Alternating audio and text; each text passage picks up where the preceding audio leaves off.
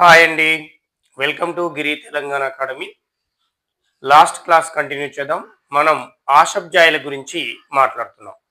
ఆషబ్జాయిల్లో నిజాం అలీ ఖాన్ ఈ ఆషబ్జాయి సామ్రాజ్య స్థాపకుడు నిజాం అలీ ఖాన్ గురించి మాట్లాడుతున్నాం మనం. నిజాం అలీ ఖాన్ చెప్పుకున్నాం లాస్ట్ క్లాస్లోనే. నలుగురు కుమారులు ఒక కుమార్తెని 1739లో మొఘల్ సామ్రాజ్యం మీదికి ఎవరి మీదికి నాన్న మొఘల్ సామ్రాజ్యం మీదికి 1739లో మొఘల్ సామ్రాజ్యం మీదికి ఎవరు దండయాత్ర చేసిర్రు? నాదిర్ షా దండయాత్ర చేసిండు. ఎవరైనా దండయాత్ర చేసింది? నాదిర్ షా. ఈ నాదిర్ షాని ఏమంటాం? నెపోలియన్ ఆఫ్ ది ఇరాన్ అంటాం. ఇరాన్ నెపోలియన్ గా పేరున్నటువంటి వ్యక్తి నాదిర్ షా. ఒక రకంగా వీడు మూర్ఖుడు, కిరాతకమైనటువంటి వ్యక్తి. ఇతను దాడి దోపిడి దొంగ మాదిరిగా భారతదేశం యొక్క సంపదని కొల్లగొట్టుకుపోవడానికి 1739లో మొఘల్ సామ్రాజ్యం మీదకి దండయాత్ర చేశాడు. ఈ మొఘల్ సామ్రాజ్యానికి అప్పుడున్నటువంటి మొఘల్ చక్రవర్తి ఎవరంటే 1వ మహమ్మద్ షా. ఎవరు అప్పుడున్నది? 1వ మహమ్మద్ షా. ఈ నాదిర్ షా దాడి చేస్తున్న విషయాన్ని తెలుసుకున్నటువంటి 1వ మహమ్మద్ షా తన సైన్యాన్ని మోహరించి దాడిని తిప్పికొట్టే ప్రయత్నం చేయకుండా ఇతను పారిపోయి తన ప్రాణాన్ని రక్షించవలసిందిగా ఎవరికి కబురు పెట్టాడంటే నిజాముల్ ముల్క్కి కబురు పెట్టాడు. ఈ మొఘల్ సైన్యం తన వంతుగా పోరాటం చేసింది, కానీ నాయకులు లేనప్పుడు అధైర్యపడుతుంది సైన్యం. అలా అధైర్యపడి ఈ నాదిర్ షా దండయాత్రను ఎదుర్కోలేకపోయింది. ఎంతో మంది మొఘల్ సైనికులు తన ప్రాణాలు కోల్పోవడం అనేది జరిగింది. ఒక రకంగా ఈ ఢిల్లీ ప్రాంతం అంతా రక్తసిక్తమైంది, అంటే రక్తం మడుగులోని నిండిపోయింది ఢిల్లీ ప్రాంతం. తను మొఘళ్లకు విధేయుడిగా ఉంటానని, నీకు ఎలాంటి ఆపద వచ్చినా కూడా నేనున్నానని, వచ్చి ఆదుకుంటానని మాట ఇచ్చింది ఎవరంటే నిజాముల్ ముల్క్. దాని మాట మీద కట్టుబడి నిజాముల్ ముల్క్ 1739లో నాదిర్ షాని ఎదుర్కోవడానికి ఎక్కడికి వచ్చిండు? ఢిల్లీకి రావడం అనేది జరిగింది. ఇతను ఎప్పుడైతే ఢిల్లీకి వచ్చాడో అప్పటికి ఢిల్లీ సైన్యం అంతా కూడా, మొఘల్ సైన్యం మొత్తం కూడా ప్రాణాలు కోల్పోయి రక్తసితమైన రక్తం మడుగులాగా ఏర్పడింది ఆ ఢిల్లీ ప్రాంతం. ఇది చూసినటువంటి నిజాం చాలా బాధకు, దుఃఖానికి గురై ఈ నాదిర్ షా అంటారే, నువ్వు వీళ్ళందరి ప్రాణాలు తీసి నువ్వు సాధించిందేముంది? ఈ ఢిల్లీలో ఇంకా నువ్వు యుద్ధం చేయాలంటే, మరొకరిని చంపాలంటే ఈ ఉన్న వాళ్ళని బతికించి చంపాల్సిందే, అంత కిరాతకంగా వ్యవహరించినవని ఇతన్ని దూషించినాడు. ఈ నాదిర్ షా ఇంత మూర్ఖుడు అయినప్పటికీ మన నిజాముల్ ముల్క్ని చూడగానే ఒక తండ్రిని, ఒక గురువుని చూసినట్టుగా అతను సాష్టాంగ నమస్కారం చేయడం అనేది జరిగింది. ఇక్కడ ఒక కారణం ఉంది. నిజాముల్ ముల్క్ మనం చెప్పుకున్నాం, మంచి పండితుడు మరియు నియమ నిబంధనలు కలిగినటువంటి వ్యక్తి. అలాగనే ధైర్య సాహసాలకు పెట్టింది పేరు. ఒక అన్ని విధాలు కూడా మంచి లక్షణాలు కలిగినటువంటి గొప్ప వ్యక్తి ఎవరంటే నిజాముల్ ముల్క్. అందుకే అతను చూడగానే అలా అనిపించింది నాదిర్ షాకు. ఇక నాదిర్ షా తోటి చర్చలు చేసింది ఎవరంటే మన నిజాముల్ ముల్క్. నిజాముల్ ముల్క్ చర్చలు చేసినాక నాదిర్ షా ఏం చేసిందంటే, ఒక 50 లక్షలు నాకు చెల్లించినట్లయితే నేను ఈ ప్రాంతాన్ని వదిలేసి వెళ్ళిపోతానని ఎవరు చెప్పారు? నాదిర్ షా చెప్పడం అనేది జరిగింది. ఈ ప్రకారంగా నిజాముల్ ముల్క్ 50 లక్షల ఒప్పందంతో నాదిర్ షాని ఒప్పించి, 50 లక్షలు చెల్లించేటట్టుగా నాదిర్ షాని ఒప్పించి కబురు పెట్టాడు. ఎవరికి?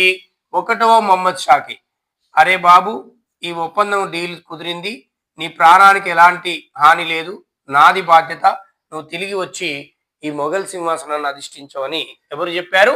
నిజాముల్ ముల్క్. కానీ ఈ లోపే నాదిర్ షాకు ఒక సమాచారం అందించింది ఎవరంటే సాదత్ ఖాన్. ఎవరు నాన్న? సాదత్ ఖాన్. ఈ సాదత్ ఖాన్ ఎవరు తెలియాలి మీకు. సాదత్ ఖాను, నిజాముల్ ముల్క్ ఇద్దరు కూడా ఒకప్పుడు ఈ మొఘల్ సామ్రాజ్యంలో పనిచేసినటువంటి వ్యక్తులు. అయితే సాదత్ ఖాను 1722లోనే ఎప్పుడు 1722లోనే అవధ్ ప్రాంతాన్ని ఏ ప్రాంతాన్ని అవధ్ ప్రాంతాన్ని స్వతంత్ర రాజ్యంగా ప్రకటించుకొని పాలన చేయడం అనేది మొదలుపెట్టాడు. ఆ తర్వాతనే నిజాముల్ ముల్క్ మొఘల్స్కు విధేయతగా ఉంటూనే ఈ రాజ్యంలో ఎక్కడి వాళ్ళు అక్కడ స్వతంత్రాన్ని ప్రకటించుకుంటున్నారు, చివరికి నాకంటూ ఏమి లేకుండా అవుతుందని అప్పుడు మనోడు 1724లో ఈ దక్షిణాది ప్రాంతాన్ని ఆషబ్జా సామ్రాజ్యాన్ని స్థాపించాడు. అప్పటి నుంచి కూడా అంటే మొఘల్ సామ్రాజ్యంలో పనిచేస్తున్నప్పటి నుంచి కూడా ఈ సాదత్ ఖాన్కి నిజాముల్ ముల్క్కి మంచి పేరు వస్తే ఓర్వలేనటువంటి తత్వం. అంటే వీళ్ళిద్దరి మధ్య ఎప్పటికి కూడా శత్రుత్వమే ఉందని అర్థం. ఒకే దగ్గర పనిచేసినా ఒకరికి మంచి పేరు వస్తే ఇంకొకరు తట్టుకోలేరు, ముఖ్యంగా ఇతడు. ఈ విషయాన్ని నాదిర్ షా కాడికి నాదిర్ షాని నిజాముల్ ముల్క్ ఓ 50 లక్షలతోటి ఒప్పించాడన్న విషయం ఎవరికి తెలిసిందంటే సాదత్ ఖాన్కి. వెంటనే సాదత్ ఖాను హఠావుటిగా నాదిర్ షాని కలిసి, ఇగో మొఘల్ సామ్రాజ్యంలో 1000 కోట్ల ఆస్తి ఉంది, భారతదేశంలో మామూలు సంపద 1000 కోట్ల సంపదతో కూడుకొని ఉంది, కాబట్టి కేవలం 50 లక్షలకే నువ్వు ఒప్పుకోవడం కరెక్ట్ కాదు, డిమాండ్ చేయి, ఎంత అయినా ఇస్తారని వీని యొక్క మనసుని మార్చింది ఎవడంటే వీడు. ఎందుకు మార్చాడు? అమ్మ ఇంత తక్కువతోటే ఒప్పిస్తుండన్నప్పుడు ఈ మొఘల్ రాజు దగ్గర ఇంకా మంచి పేరు వస్తుంది నిజాముల్ ముల్క్, అది తట్టుకోలేనటువంటి వీడు ఇగో ఈ నాదిర్ షా మనసు మార్చాడు. దీంతో నాదిర్ షా ప్లేట్ ఫిరాయించిండు, మళ్ళీ మాట మార్చిండు. ఏందిరా బాబు నిన్న నువ్వు ఒప్పుకుంటే కదా అంటే, లేదు లేదు ఇప్పటికైనా నేను వదిలేసి వెళ్ళిపోవడానికి సిద్ధమే కానీ నా డిమాండ్స్ వినండి అన్నాడు. ఏమిటి నీ డిమాండ్స్ అని అడిగితే నాదిర్ షా 3 డిమాండ్స్ కోడిండు. ఏమిటి ఆ 3 డిమాండ్స్ అంటే, ఒకటి మీ దగ్గర ఉందంటే కదా నెమలి సింహాసనం, ఇగో ఈ నెమలి సింహాసనాన్ని నాకు ఇచ్చివేయాలి. మరొక డిమాండ్ ఏంది, ఇగో మీ దగ్గర ప్రపంచ ప్రఖ్యాతిగా అయినటువంటి ఏమిటి ఉంది, కోహినూరు వజ్రం ఉంది, ఇగో కోహినూరు వజ్రాన్ని కూడా నాకు ఇచ్చేసాలి. కోహినూరు వజ్రం ఇవ్వాలి, నెమలి సింహాసనం ఇవ్వాలి, దీంతో పాటుగా మనం మాట్లాడుకున్నట్టు ఆ 50 లక్షలు డబ్బులు ఇచ్చేసేయాలి. ఇది ఇతను నిర్ణయించుకున్నటువంటిది. ఈ సాదత్ ఖాన్ చెప్పినటువంటి విషయంతో ఈ నాదిర్ షా ఏం చేశాడు, మాట మార్చాడు. ఒక ఫస్ట్లో 50 లక్షలకే ఒప్పుకున్నటువంటి ఇతను ఇప్పుడు నెమలి సింహాసనం, కోహినూరు వజ్రం, 50 లక్షలు, ఇగో ఈ 3 డిమాండ్లను చేయడం అనేది జరిగింది నాదిర్ షా. వీటికి కూడా చివరికి నిజాముల్ ముల్క్ ఒప్పుకున్నాడు. ఈ మొదటి మొహమ్మద్ షా వీటి 3టిని ఇచ్చేశాడు. దీంతో నాదిర్ షా భారతదేశాన్ని వదిలి ఎక్కడికి వెళ్ళిపోయాడు, మళ్ళీ ఇరాన్ ప్రాంతానికి వెళ్ళిపోయాడు. అంటే ఇక్కడ మనకు బిట్ ఏంటంటే, భారతదేశంలో ఉన్నటువంటి కోహినూరు వజ్రం ఎప్పుడు మన దేశాన్ని దాటి వెళ్ళిపోయిందంటే, ఇగో ఈ నాదిర్ షా దండయాత్రతోటి 1739లో నాదిర్ షా దండయాత్ర ద్వారా మన దేశాన్ని వదిలి ఈ కోహినూరు వజ్రం ఇతర దేశాలకు వెళ్ళిపోయింది. ఇది మనకు బిట్టు. నెమలి సింహాసనం కూడా చెల్లా చెదురు చేసినటువంటి వ్యక్తి ఎవడన్నప్పుడు కూడా నాదిర్ షానే పెట్టాలి. ఈ 2 పోవడానికి కారణమైనోడు ఎవడంటే ఈ సాదత్ ఖాన్. ఎవడు? సాదత్ ఖాన్. సాదత్ ఖాన్ అప్పుడు ఎక్కడున్నాడు? అయోధ్య, లేదా సాదత్ ఖాను అవధ్ పాలకుడు. ఈ అవధ్ పాలకుడైనటువంటి సాదత్ ఖాను మాటల ద్వారా నాదిర్ షా గాడు ఈ 2 డిమాండ్స్ చేసి మన దేశం నుంచి తరలించుకొని పోయాడు. పోతూ పోతూ నాదిర్ షా మన నిజాముల్ ముల్క్ ఒక మాట చెప్పాడు, పితామహ నేను నీ కొడుకు లాంటి వాడిని, నీకు ఒక మాట చెప్పాలనుకుంటున్నాను. ఏంటంటే, నీవు ఈ భారతదేశాన్ని నువ్వే పరిపాలిస్తుంటే, అంటే ఈ మొఘల్ సింహాసనం మీద నువ్వే కూర్చొని పాలన చేస్తుంటే ఇవేవి కూడా నాకు అవసరం లేదు, వదిలేసి వెళ్తానని కూడా చెప్పాడు. ఎందుకంటే ఈ అసమర్థుడైనటువంటి ఈ మొఘల్ సింహాసనం మీద కూర్చొని పాలన చేయడం నాకు ఇష్టం లేదు. సమర్థవంతమైన మంచి లక్షణాలతో కూడినటువంటి నీవేమో ఎక్కడో చిన్న ఈ సౌత్ ఇండియాలోని చిన్న ఈ ఔరంగాబాద్ రాజధానిగా చేసుకొని సామ్రాజ్యాన్ని పరిపాలిస్తున్నావు. ఏ లక్షణాలు లేని, ఏ మంచి లక్షణాలు లేని ఒక అసమర్థమైన వ్యక్తి ఏమో ఈ మొఘల్ సింహాసనం మీద కూర్చున్నాడు, ఇది నాకు నచ్చలేదు అంటే నిజాముల్ ముల్క్ ఏమన్నాడంటే,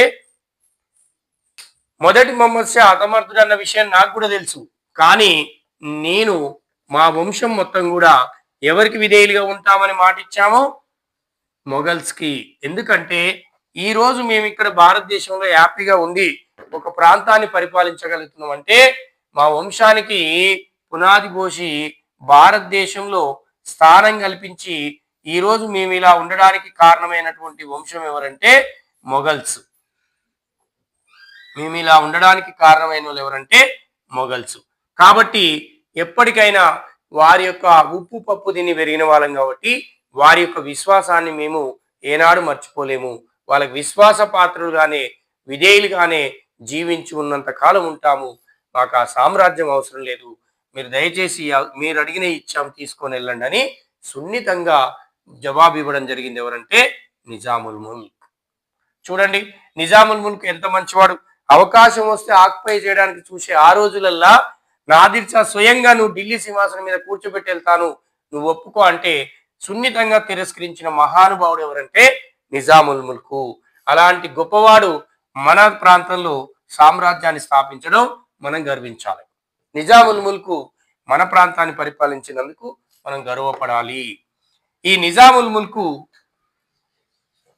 ఎప్పుడైతే 1739లో ఎప్పుడైతే ఈయన ఢిల్లీకి పోయిండు, ఎందుకు పోయిండు ఢిల్లీకి? నాదిర్ షా తోటి చర్చలు జరిపి మొదటి మొహమ్మద్ షాని ఢిల్లీ సింహాసనం మీద కూర్చోబెట్టిండు. ఈ సమయంలో ఇక్కడ మీకు చెప్పాను ఇతని యొక్క కుమారులలో పెద్దవాడెవరు? గాజీ ఉద్దీన్. మీకు చెప్పాను లాస్ట్ క్లాస్లో ఇతని కుమారులు నలుగురు, ఒక కుమార్తెని, పెద్దవాడు గాజీ ఉద్దీన్. ఇక రెండవ వాడు ఎవరంటే నాజర్ జంగ్. రెండవ వాడు ఎవరినారా? నాజర్ జంగ్. ఈ పెద్దవాడిని చాలా సార్లు నిజాముల్ ముల్క్ మందలించాడు. ఏమని? అరే నా తర్వాత సింహాసనాన్ని అధిష్ఠించాల్సినటువంటి ఎలిజిబిలిటీ ఉన్నవాడివి నువ్వేను, కాబట్టి ఆ ఢిల్లీని వదిలి వచ్చేసేయరా, ఇక నెక్స్ట్ నువ్వే, కాబట్టి ఇక్కడ ఉన్నటువంటి పర్యావరణ ప్రాంతం మీద ఇగో ఈ ప్రాంతం మీద నీకంటూ ఒక అవగాహన రావాలి, అప్పుడే నువ్వు దీన్ని పరిపాలించగలుగుతావు అని చాలా సార్లు మందలించిండు గాజీ ఉద్దీన్. కానీ ఇతనేం చెప్పిండు? వద్దు నాన్నగారు, నేను ఈ దక్షిణానికి రాదలుచుకోలే, నాకు సింహాసనం మీద కూర్చునే నాకు అలాంటి కోరిక లేదు, నాకు అవసరం లేదు, నేను చక్కగా ఈ ఢిల్లీలోనే గడుపుతాను. ఎక్కడుంటానడైనా నేను ఢిల్లీలోనే ఈ మొఘల్ సింహాసనంలోనే హ్యాపీగా ఉన్నాను, నాకు లేని ఆశలు పెట్టకండి, నాకు అలాంటి కోరిక లేదని సున్నితంగా తిరస్కరించిండు. అంటే ఇతని తర్వాత వారసత్వాన్ని స్వీకరించడానికి సున్నితంగా లేడు, సుముఖంగా లేడు. ఇది మనకు క్లియర్.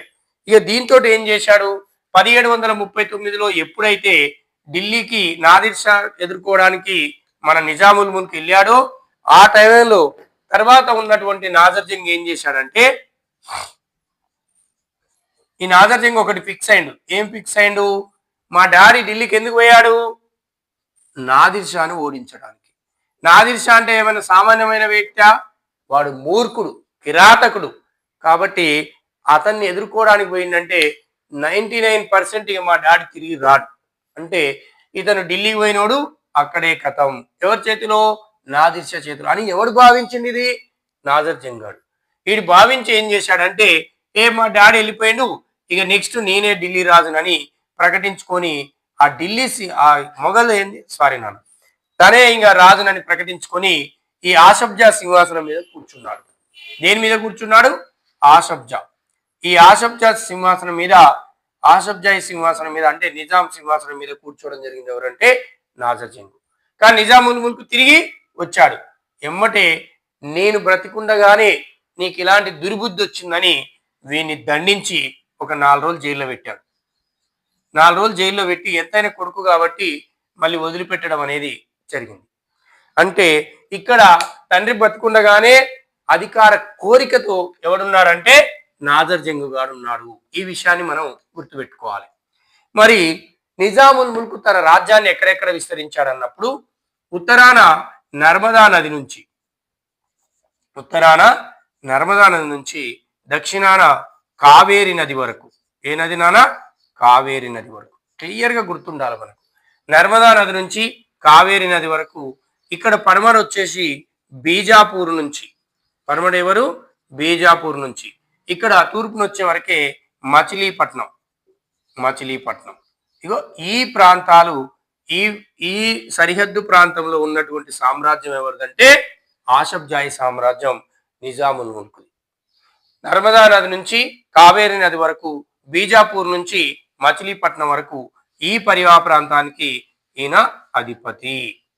ఇక మనం జనరల్ గా చూసుకున్నట్లయితే తెలంగాణ ప్రాంతం నుంచి 8 జిల్లాలు, కోస్తా ప్రాంతం నుంచి 7 జిల్లాలు, రాయలసీమ ప్రాంతం నుంచి 4 జిల్లాలు, ఇక తర్వాత మహారాష్ట్ర ప్రాంతం నుంచి 5 జిల్లాలు, కర్ణాటక ప్రాంతం నుంచి 3 జిల్లాలు. ఇగో ఇదంతా కూడా మన నిజాం సామ్రాజ్యం.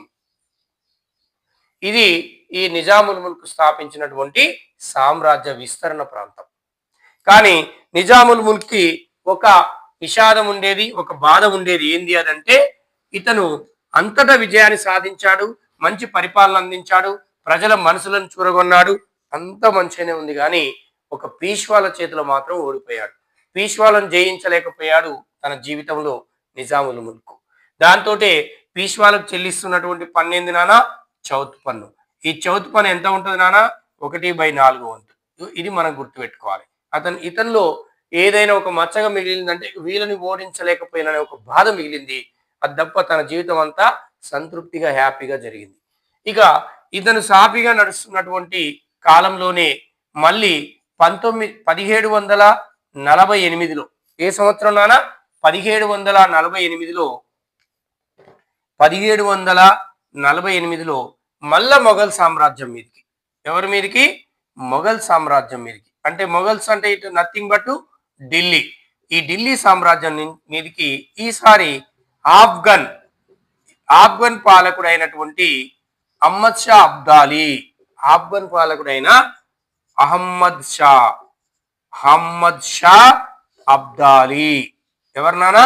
అహ్మద్ షా అబ్దాలీ దండయాత్ర చేసినాడు. చూడండి ఒకసారి.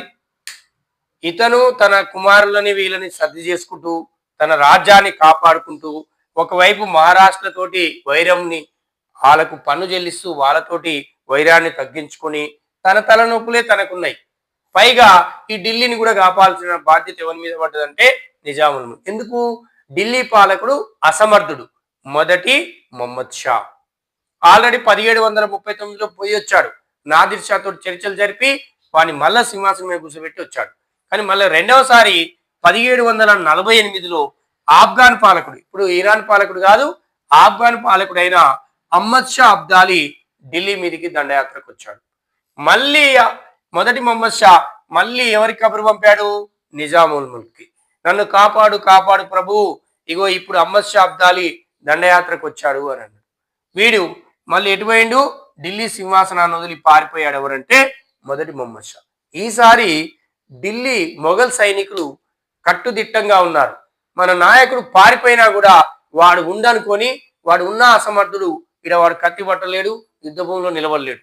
కాబట్టి వాడు ఉండనే మనం భావించి, నాయకుడు ఉండనే భావించి మన సైన్యం అంతా ఏకదాటి మీద ఉండి యుద్ధం చేయాలని నిర్ణయించుకొని ఈ అహ్మద్ షా అబ్దాలీ యొక్క సైన్యాన్ని వీన్ని సమర్థవంతంగా ఎదుర్కొని వీని దాడిని తిప్పికొట్టిరు ఎవరంటే మొఘల్ సైనికులు. ఇది మనకి ఇంపార్టెంట్. చూడండి, నాయకుడు లేకపోయినా సైనికులు ఏకదాటి మీద ఉండి సమర్థవంతంగా ఎవరిని ఎదుర్కొన్నారంటే అహ్మద్ షా అబ్దాలీ యొక్క దాడిని ఎదుర్కొని తిప్పికొట్టారు. ఎవరు? మొఘల్ సైనికులు. కానీ రాజు ఎక్కడ పారిపోయాడు? ప్రాణభయంతో దక్షిణాది వైపు పడి పారిపోయాడు. ఈ అంశం మరి ఎవరిని మొరపెట్టుకున్నాడు ఆయన? పోతూ నిజాముల్ ముల్క్ను. మళ్ళీ నిజాముల్ ముల్క్ 1748లో మళ్ళీ ఢిల్లీ ప్రయాణం. ఇప్పుడు ఎవరి కోసం నానా? అహ్మద్ షా అబ్దాల్ని ఓడించడానికి. మొదటగా ఎవరి కోసము? నాదిర్ షాను ఓడించడానికి. కానీ ఈసారి మనోడు పోకముందే ఈ మొఘల్ సైనికులే ఇతని యొక్క దాడిని ఎదుర్కొని విజయం సాధించాడు. కానీ ఈ నిజాముల్ ముల్క్ మార్గ మధ్యలో 1748లో బయలుదేరాడు. ఈ మహారాష్ట్ర పరియా ప్రాంతం, ఈ మహారాష్ట్ర మధ్యలోకి బయలుదేరగానే కొంత అస్వస్థతకు గురయ్యాడు. ఎవరు? నిజాముల్ ముల్క్. అస్వస్థతకు గురయ్యి తన ప్రాణాలు విడిచిపెట్టడం జరిగింది ఈ మహారాష్ట్ర పరియా ప్రాంతంలో. ఎప్పుడప్పుడు? 1748 జూన్ 2వ తారీఖు. ఎప్పుడు నానా? జూన్ 2. క్లియర్గా గుర్తుపెట్టుకోవాలి. నిజాముల్ ముల్క్ 1748లో మొఘల్ సామ్రాజ్యంపై ఆఫ్ఘాన్ పాలకుడైన అహ్మద్ షా అబ్దాలి దాడి చేసినప్పుడు మొదటి మొహమ్మద్ షా ఇతన్ని నన్ను కాపాడవలసిందిగా వేడుకున్నాడు. అతని కోరిక మేరకు నిజాముల్ ముల్క్ అహ్మద్ షా అబ్దాల్ని ఎదుర్కోవడం కోసం బయలుదేరినాడు. మహారాష్ట్ర పరివాహ ప్రాంతంలోనే మార్గ మధ్యలో నిజాముల్ ముల్క్ అస్వస్థతకు గురయ్యి మరణించడం అనేది జరిగింది 1748 జూన్ 2వ తారీఖు. కానీ ఈ దాడిలో ఆఫ్ఘాన్ పాలకుడైన అహ్మద్ షా అబ్దాలిని మొఘల్ సైనికులు సమర్థవంతంగా ఎదుర్కొని ఇతని దాడిని తిప్పికొట్టడం అనేది జరిగింది. ఓకే, అర్థమైందా? ఇండియన్ హిస్టరీ తోటి లింకప్ చేసుకుంటూ చదవాలనా, అప్పుడే మీకు ఈజీగా ఉంటుంది. సపరేటు ఇక లింకప్ ఉన్న ప్రతి టాపిక్ ని ఇండియన్ హిస్టరీలో కూడా వెళ్ళాల్సి ఉంటుంది మనం. ఓకే, ఇక్కడ మీకు అర్థమైన విషయం ఏంది? మహారాష్ట్ర పరివాహ ప్రాంతంలో నిజాముల్ ముల్క్ 1748 జూన్ 2వ తారీఖున మరణించినాడు. అస్వస్థ గురై మరణించినాడు. మీకు ఇంతకుముందే చెప్పాను, నాజర్ జంగు తండ్రి ఉండగానే సింహాసనం మీద కూర్చున్నటువంటి వ్యక్తి ఎవరంటే ఇతని కుమారుడైనటువంటి నాజర్ జంగు. ఎప్పుడైతే తండ్రి మరణించిన వార్త విన్నాడో వెంటనే సింహాసనం మీద కూర్చున్నాడు ఎవరంటే నాజర్ జంగు. ఈ నాజర్ జంగు 1748లో సింహాసనం మీద ఎక్కాడు. ఈ నాజర్ జంగ్ సింహాసనం మీద ఎక్కింది ఇంతవరకు ఇక్కడ ఉంది. అయితే ఇతని యొక్క 1739లో కూడా సింహాసనం మీద కూర్చుండగా ఈ కొడుకుల యొక్క ఈ దుర్బుద్ధిని అప్పుడప్పుడు నిజాముల్ ముల్క్ తన కుమార్తె అయినటువంటి ఖైరున్నీసా తోటి పంచుకునేవాడు. ఖైరున్నీసా చెప్పుకునేవాడు, ఈ కుమారులు మొదటివాడు మంచివాడే గాజివుద్దీన్, కానీ అతన్ని రారా నా తర్వాత నువ్వే అంటే నేను రాను, ఢిల్లీనే ఉంటాను అన్నాడు. ఈడు దుర్మార్గుడు నాజర్ జంగ్, నా తర్వాత నేనే అని ఆడు ముందే నేను బతికుండగానే కోరిక అని సింహాసనం కోసం పోట్లాడుతున్నాడు. ఈ బాధనంతా ఎవరితో పంచుకునేవాడైనా తన బిడ్డతో పంచుకునేవాడు. ఇతన్ని మత్తులోకి దించి, అంటే కొంత ఏమంటారు, కొంత మందుని, ఇప్పుడు మనం మాట్లాడే భాష మందులాగా కొంత అప్పుడున్నటువంటి మత్తు పానీయాన్ని తాపించి మత్తులోకి దించి ఈ ఖైరున్నీసా తెలివిగా ఏం చేసిందంటే నిజాముల్ ముల్క్ తోటి ఒక పేపర్ మీద సంతకం తీయించుకుంది. ఏదో ఒక సందర్భంలో అతను బాధలో ఉన్న సమయం చూసి ఇతను ఆ పేపర్ మీద సంతకం పెట్టించుకుంది. దీని మీద ఏం రాసుకుంది అంటే, నా అనంతరము నా కుమార్తె కొడుకైనటువంటి నా మనవడు ముజఫర్ జంగుకే ఈ సింహాసన అధికారాన్ని కల్పిస్తున్నానని రాసుకుంది. ఆయన రాయలే, సంతకం పెట్టించుకొని ఆమె లిఖించుకోవడం జరిగింది. ఇగో ఈ పేపర్ పట్టుకొని ఈమె కొడుకు అయినటువంటి ముజఫర్ జంగ్, ఎవడీడు? ముజఫర్ జంగ్. ఈ ముజఫర్ జంగ్ ఏం చేశాడంటే వీళ్ళ మేనమామ దగ్గరికి వచ్చాడు.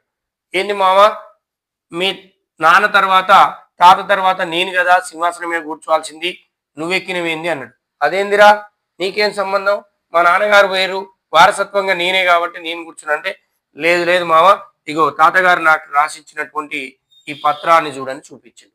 ఆ పత్రం నిజమైందా? కాదు. నిజాముల్ ముల్క్ అలా రాసిచ్చిందా? లేదు. ఎవరు దొంగ సంతకం పెట్టించుకురు? ఖైరున్నీసా. ఎప్పుడు? ఇతను బాధలో ఉన్న సమయంలో. ఇగో ఇలాంటి నాటకం ఆడడం జరిగింది ఈ తల్లి కొడుకు ఇద్దరు కూడా. దీంతో ఇప్పుడు నాజర్ జంగుకి తన అల్లుడైనటువంటి ముజఫర్ జంగుకి మధ్య వైరం స్టార్ట్ అయింది. దీన్నే మనం ఏమంటామంటే నిజాముల్ ముల్క్ మరణానంతరం వీళ్ళ మధ్యలో జరిగినటువంటి వారసత్వ యుద్ధాలు. ఏమంటున్నానా? వారసత్వ యుద్ధం.